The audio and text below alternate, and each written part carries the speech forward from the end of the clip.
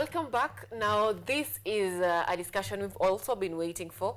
Just what has just concluded, we have been having a discussion on how to leverage social media to our economic benefits. Everyone right now, okay, not everyone, almost everyone is having a social media account, be it Facebook, be it TikTok, be it Instagram, be it Twitter or X, as you may call it. Everyone is having a social media platform where they are involved in. And this is a time when everyone is using social media to help them make a living. If you're not going to be a web designer, if you're not going to be a graphic designer, if you're not going to be a writer, online writer, if you're not going to be an online marketer, then use it to your own benefit. Use it to market your business. Those are just some of the discussions that we've been having right here on the launch with Ida Arunga. And right now, joining me in studio is Gideon Warwimbo. Gideon, thank you so much for making time for us this morning. How are you doing this morning? Yeah, thank you so much. I'm doing fine. I've been okay. I thank the Lord. Yeah, I've just woken up with the chilly weather. Yeah, sometimes it's good to experience different sides of something, like a coin, the way that it have got two sides. And I'm really grateful, and I'm just glad and really eager to kick off the conversation. Interesting. Yes. How would you describe yourself, Gideon? Well, I happen to be a person who wears many coats.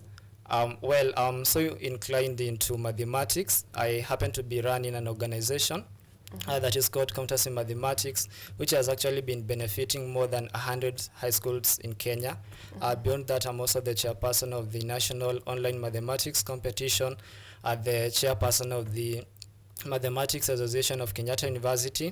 But now, outside the scope of mathematics, I also do other things like leadership, leading a number of organizations, and also beyond also the area of work, I'm also a son in a family of three. Yeah. Very interesting. That is very rare to hear someone saying I'm also a son. So I happen to be a person who also loves mathematics. So you get why I'm interested in this conversation, because it must be great. Yes, I also did maths in campus. Oh, so great. you get why I'm interested in this conversation. Sure. Now, before we get into understanding why maths is important, and right now we may seem biased because both of us love mathematics. So I hope we get balanced in it. So you've mentioned that you're the chairperson and CEO of various mathematics departments in this country, in Kenyatta University. So how do they operate? In all those scopes of the organizations, they are there to empower people in mathematics. The one for Kenyatta University, that is the Mathematics Association of Kenyatta University, it majorly deals with campus students, in particular the ones that are in Kenyatta University. The other one, that is the National Online Mathematics Competition, that is like a subset of something, which is under the umbrella of Countacy Mathematics, which is actually the organization that I run. So that organization, it is there to ignite passion and excellence in mathematics, especially to high school students. How has it worked so far?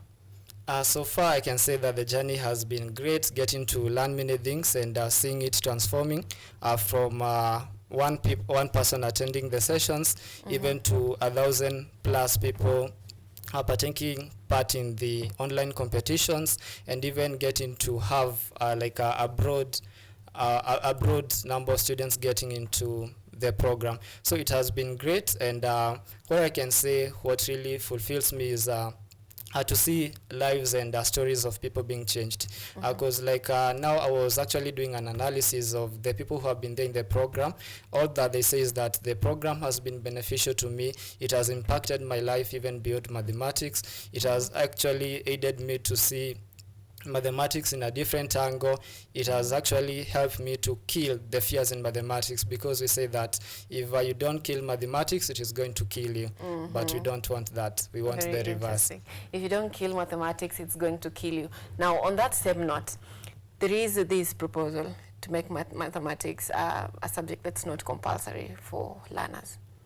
What's your take on that? Well, actually, that is a conversation that has been ongoing, and actually is because we are in the initial stages of continuing with this interview, I would love to say that this conversation that we're having, sometimes when we mention mathematics, people tend to tremble. It is a word that comes with some fears, some anxiety, and sometimes we tend to think that this is a conversation for professionals. But it's important that we tell our audience that this is a conversation for everyone who is listening to us. Either you are a student, you are a teacher, you are a parent, because this is something that is affecting the life of your child. And if even for the youth who are here, because one day you'll be a parent, therefore this is a conversation that is for everyone. So if you are listening to us, make sure that you continue being in this conversation and continue sharing your thoughts and the questions that you have. Now embarking on the question about that proposal to remove mathematics. When I first saw that, I was just somewhere, just swiping my phone. At first, I felt like maybe this is a meme. Kenyans, usually, this is a joke. This is a joke. Yeah, seriously, I saw it like a joke. And then I went to just do my research. I went online, and I found like it is serious. And I'm like, well, I even lacked a word for that. Even right now, I've not yet fully comprehended that proposal. Because what that is doing, it is killing a lot of things. Just when I try to look that from different angles, from different fields, and from different spheres, I can say that personally, I feel like that was not the right move, and it's not a right move for that. For a number of reasons, for a couple of reasons, because mathematics is something that no matter how much we try to eliminate it, we can never get away with it. It's something that we usually use in our daily activities, in each and every field and in each and every activity that we do. Mathematics is something that is indispensable. It's just the same way like you can't live without oxygen. Yeah, how can you live without even mentioning numbers, without doing operations on numbers? How would we keep record of our time? How would we measure the growth that we are having? How would we measure the currencies and profits? This is something that really needs consideration and an in-depth look into it before we make that move. This is where we need to be balanced comes in. Okay, as for me and my family, mathematics will be compulsory. But, mathematics has various topics in it. Yeah, sure. Let's talk about logarithms. Let's talk about calculus. Let's talk about longitudes and latitudes. Let's talk about numbers, number line. Let's talk, all these things. So someone will ask you, how are they relevant in the day-to-day life of a young person? Yeah, amazing. And actually, this is a question I believe that has been there for many years, and it's a great question. Yeah, because people have been asking, yes, I'm studying calculus, I'm studying quadratic equations, logarithms, adding so many complex numbers, doing complex mathematics, and all these things. And we wonder, when are we ever gonna use these things, or rather use these mathematics? And actually, this is now the right place to get an answer for that. Let's take an analogy of maybe a footballer, because I know that maybe our audience, a number of them love football. When you go there, watching football, you see like a person kicking the ball with a lot of force, and then that ball accelerates with supersonic speed until it scores to the goal.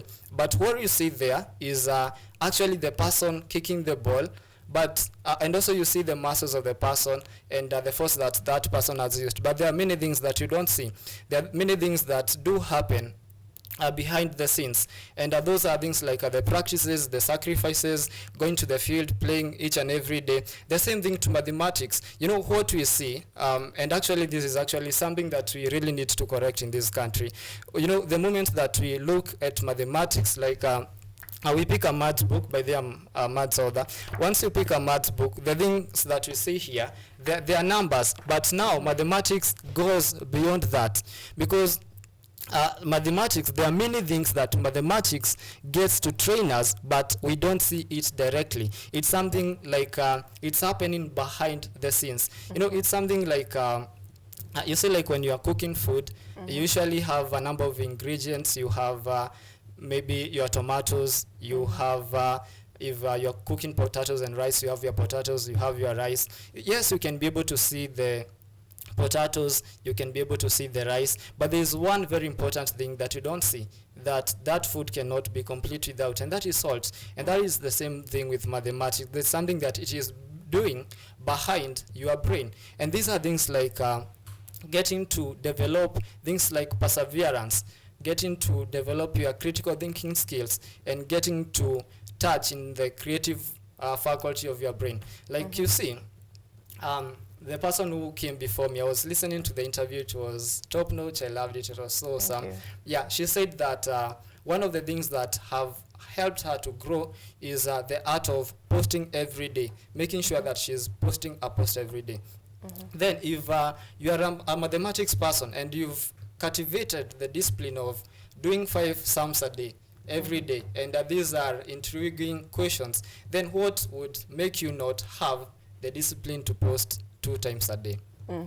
You see, that is something that has been generated by mathematics. So mathematics is all about how you see it. You see, like when you look at something like a vehicle, maybe what you just see is the wheels, and you just see the whole body of the vehicle. But there are things that are happening behind the scenes. There is an engine turning. There is a lot of calculations that has been designed in there to ensure that the rotation causes the wheel to move at a certain angle and at certain revolutions, so that can counter to the speed. So there are many things that do happen behind the scenes, but now what we really need to do is to open up our eyes and to see the deep picture of mathematics, to see what really lies underneath that. So there are many things, there are many skills that gets to develop in a person's brain as you study mathematics. It's not just numbers, not just equations. And a big one you've mentioned is the critical thinking.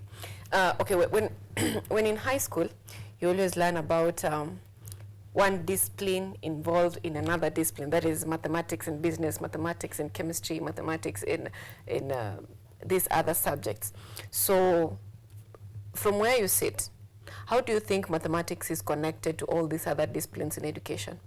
Wow, amazing. Yeah, most actually, it's a good mention on that. Yeah, it's more of like the salt. You see, like in each and every meal that you cook, regardless of whether it is maybe sukuma wiki, cabbages, whether it is potatoes and rice, and all these meals, what is there constantly, it is a salt. That is the same thing with mathematics. It is constant in all these fields. It is something that it is integrated in all these things. And you would really wonder what really makes it to be integrated in all these things. What makes it to be integratable to everything? It's because in each and every place, in each and every discipline, we always have a mention of numbers. You know, sometimes we usually tend to wonder what are really numbers are. You know, numbers like when we say about 2, 3, 1, it's something that actually started long time ago, even before you realized that numbers existed. Like, you know, like at home, usually have 2 kids that are there for my brother and my sister. You know, one is called Roy and one is called Rickson. There's a time that I went there with some snacks, and then I took 2 plates. I took the first plate, I placed it there, and another plate there. And then I just said, let me just do a random psychological test on these kids. On one plate, I placed 3/4 of the snacks, and the other 1/4 of the snacks. And then I told them, pick one. These are kids who don't know numbers. They don't have an idea of what mathematics is. And they even don't know whether there's something like 1 or 2 or 3. But you know what? They all went for the large proportion. But then how do we interpret that into numbers? Or rather, how do we interpret that in a way that people can understand? That's when we use numbers. Like before we started the interviews, I was keen and eager to listen to how you started. And one of the things that I realized is that you started with some numbers. You say that the percentage of people who are from 15 years to 35 years, they are 29% thereabout. And you see, that is something that you are bringing numbers on the table. Yet still, you are a journalist. Because there's a person who would wonder, like, how important is mathematics to a journalist? But you see, it is helping you to interpret that in terms of numbers. Yeah, the person who came before me, to measure whether he is the sales that he's making, how profitable they are, which item is making more profit than the other. You see, she is using numbers. So it is something that is all across all fields. It is something that we cannot live without. That is our oxygen. Yeah. Very interesting. Something that we cannot live without. Now, in our day-to-day lives, you know, most people don't realize that they're interacting with maths. For example, you go to a place and you're told, now we are going to have factorial clubs. You know, someone just know, I'm going to count 3, 2, 1, you know, not knowing that it is part of mathematics in the curriculum. Now, from where you sit, how has mathematics been beneficial for you as a person? Okay, apart from being a mathematics author, how has it been beneficial to you as a person? Yeah, amazing. This is great. What I see all across is mathematics, numbers everywhere I go, to each and every association. Like currently I'm serving in different associations and organizations under different spheres, and each and every department that I serve, I use the element of numbers. And what have actually aided me to get into those spaces is what numbers have brought to me, because there are many things that are hidden in numbers. You know, as you've said that most of the times we don't realize interacting with numbers, yet we do interact with them. And sometimes you may wonder, why is that so? But it's because of how our brains are embedded, or how our brains function. You know, it is, there's a guy who is Ramon Weissajal in the year 1911. He brought the element of neurons and how they work, how they connect in the brain, and how all the brain is structured. You know, when you are learning mathematics, what you are doing is that there are some pathways of thinking that you are opening, but you see, you cannot see the activity that is happening in the brain, because it's something that is happening just at the back sense. Mind. The subconscious level of it. So what has that aided me is getting to build mathematical ability, and getting to build a strong mental thinking patterns, such that when possibly maybe having a certain challenge that I want to solve, well, because I've developed that aptitude, and I've developed that in-depth of sitting with a problem for so long, and believing that every problem have got a solution. So that is something that also comes along with mathematics, among many other things. Very interesting. Now, you see, engineers have engineers' body. They even have their magazine. Lawyers have their firms. They even have their president. Scientists have their organizations. Doctors have the organization, teachers. So for mathematics, is there an organization that is in place that can help push for either policies that favor mathematics in schools, in campuses, or make reforms on things that are proposed by the education sector? Is there an organization of mathematicians? Amazing.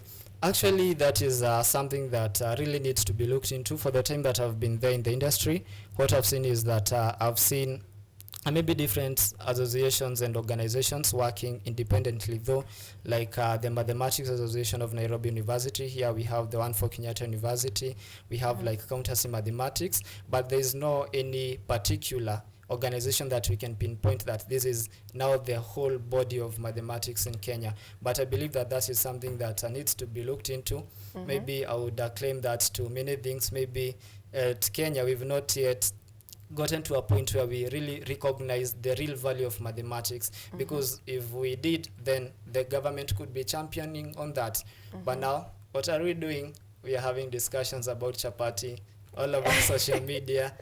But still, there's something that is very fundamental. Mathematics, we are not discussing about it. So what I can say is that we are, but the good thing is that we are making steps, because we have such organizations like Countacy coming together and bringing people together, educating them in mathematics, shaping their mindset, shaping their perceptions, and so on. So the good thing is, even though this journey will be long before we get to a point where everybody is fully convinced of the idea that mathematics plays a very great role in our lives, until we get to such a point, that's when I believe that Kenya will be ready to have like a whole body of mathematics, but that is something that I believe it's continuing to develop as we move on.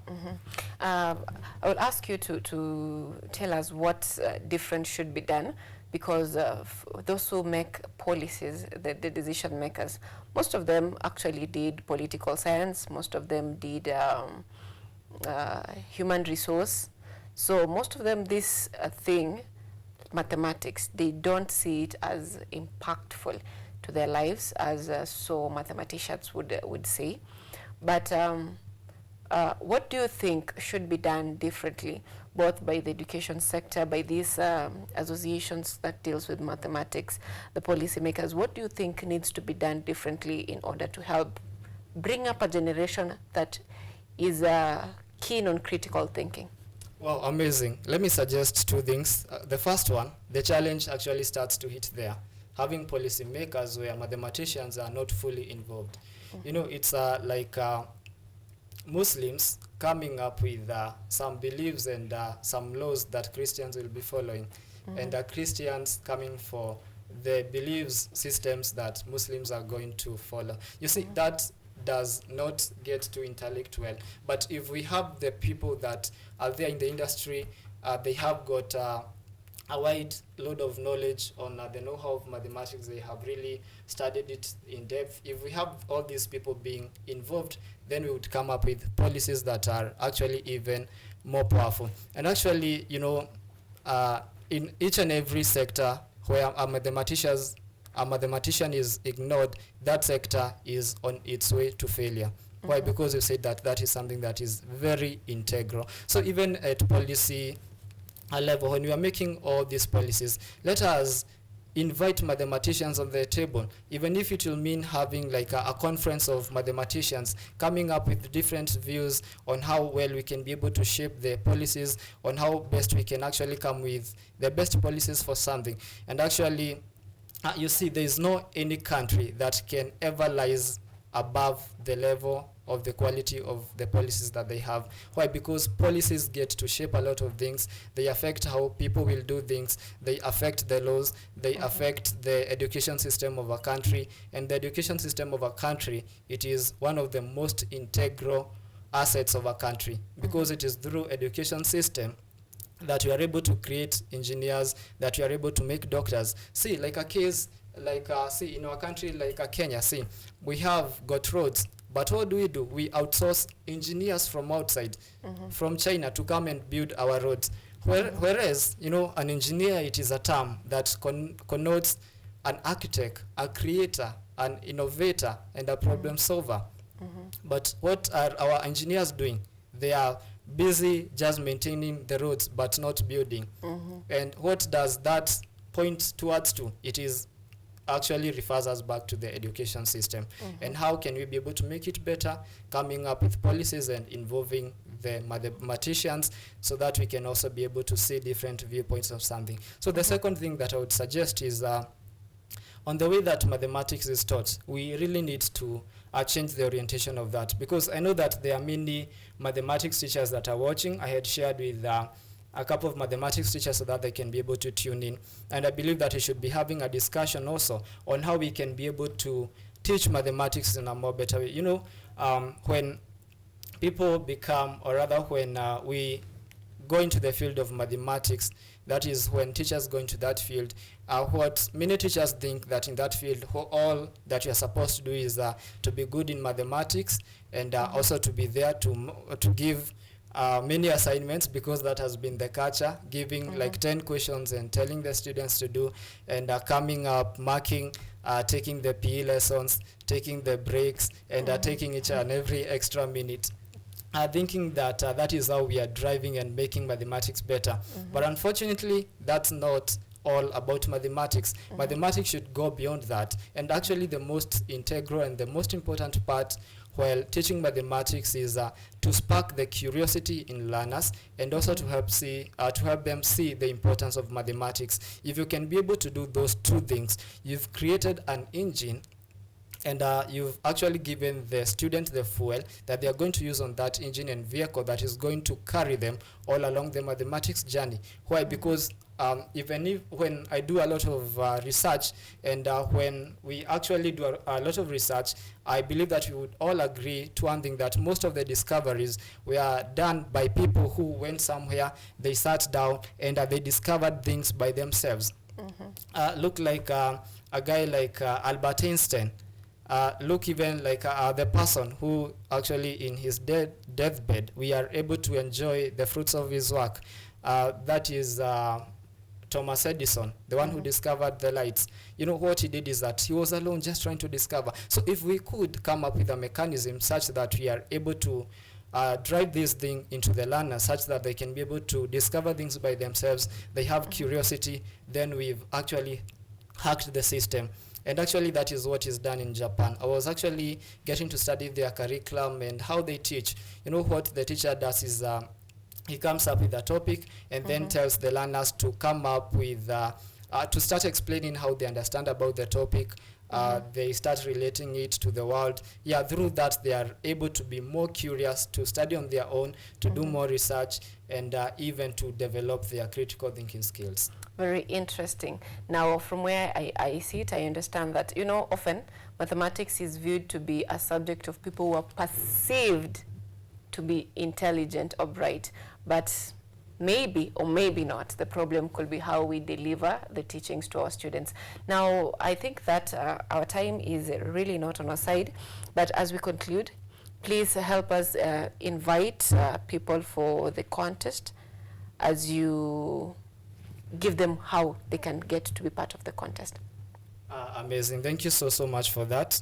You know, what we believe in Countacy Mathematics is that mathematics is, let me share two things. One, mathematics is like a game, because it is a game of numbers. So people should come and play around with the numbers. It shouldn't be seen as something that is boring, something that brings anxiety. No, it's something that is supposed to bring a lot of happiness, a lot of joy, and that is why in Countacy Mathematics we do things in a fun, in a very enjoyable manner. And the other thing is that mathematics is also a skill, and also it is more of actually of a science, and actually it is the cheapest science. You know, when you go to do the chemistry practicals, the physics practicals, you use some elements, that things that you do by like those chemicals, that wires, those light bulbs, and so on, and all these things. But now mathematics, for you to practice in mathematics, you just need to have a book. And actually there is a very great book that I would recommend, which is this one, Daily Mathematics Challenges, to imply that what you are instilling here is doing daily challenges such that you are able to calculate that culture. And also there is a magic book that is over here, which is called Mastering Mathematics Explained. You know, there are many people who want to pass mathematics, but they don't know how to go about that. Now, this is the magic book that is going to work for them, so they can be able to get all these books after this. For that, so the reason that we actually created the contest is so that people can come together in an online platform to just play with mathematics, to play with numbers, to experience the joy of it, and actually to share all this fun. And that is actually helping to shape how mathematics is perceived, and how mathematics is seen. So that is actually our website. That is the online mathematics contest. So the website is actually countacymathematics.co.ke. But you can also contact the number that is 0796957851 to be able to see, or rather to be able to be guided on how you can be able to participate in the contest, which is alongside that we are also doing mentorships in high school.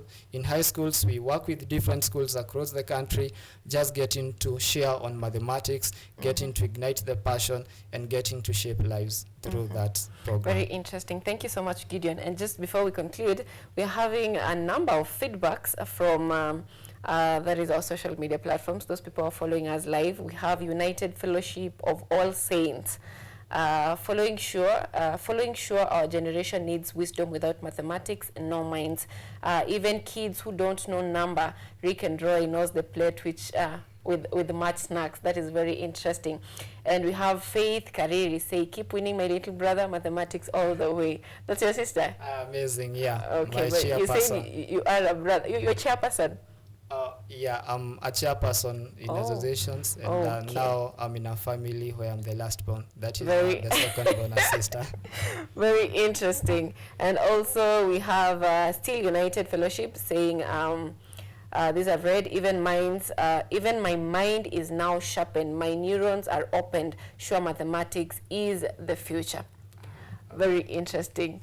Amazing. Yeah, actually that is also another association that, actually it's not an association, but it is a movement for believers. It's called United Fellowship, that is led by Apostle Kevin Mutuku. Yeah, just get to serve there as the coordinator for missions, and also in that aspect I also get to utilize the knowledge of numbers. So we use it everywhere, in churches, yeah, in businesses, in every field. So your final words as we conclude. Should mathematics be compulsory or not? Well, I think if I'm asked this question, I would say, even when I'm asleep, when I'm not conscious, I'll say a million times, mathematics should remain compulsory. Look at countries like, I was studying this country that is China, where we get to outsource most engineers. Most engineers, they have got a population of 1.411 billion people there. You see, that is a huge percentage. It is almost a fifth of the total population on the whole world. But you see what is done there, mathematics is compulsory. It has been compulsory all along in all levels.